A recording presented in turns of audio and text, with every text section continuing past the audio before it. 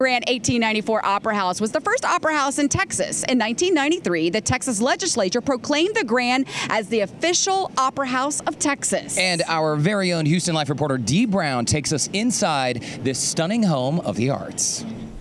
Art, music, dance, and theater. These are all cultural icons of the Grand 1894 Opera House in Galveston. From storms that damaged the theater to musical performances by legends, I got a bit of a history lesson that I get to share with you.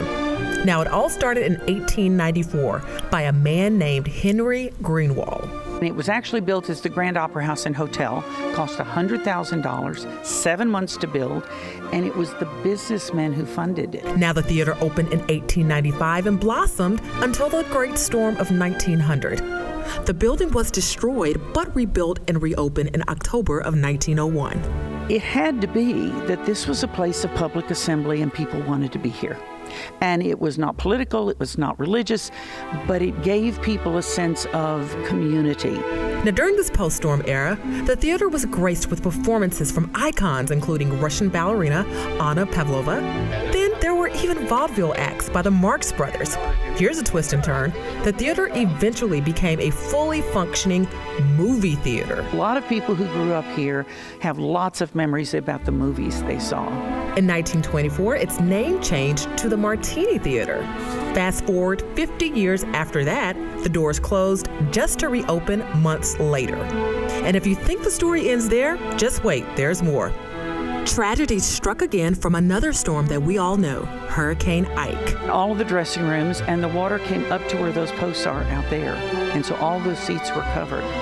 And here we were again with devastation for this theater. Renovations kicked off 2 weeks after the storm. Maureen wanted it done in time for its 114th birthday just 4 months later, and she didn't take no for an answer. I've got a sold-out show already for that date.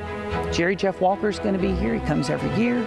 I said, if you can get this theater up and running, I can move all of the performances we've scheduled for the fall, sort of squeeze them into the spring.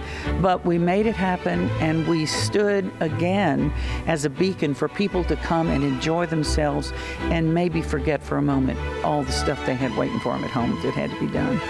So at the tail end of our history lesson, it only made sense for me to ask if Glen Campbell ever performed Galveston here at the theater. And I said, you know, it's really kind of tragic that we have not had you here. I mean, you are known for Galveston, right? Yeah. And you've never played Galveston. Didn't dream of Galveston.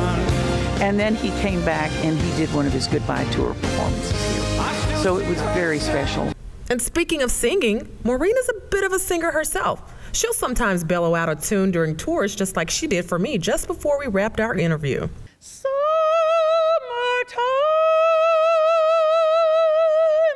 So I took a shot. Why not? It was my only chance to perform on the same stage as many greats had already done. Really deep breath. What am I saying? What am I saying? Just do an ah. Just do or la. There's a voice in there. Yes!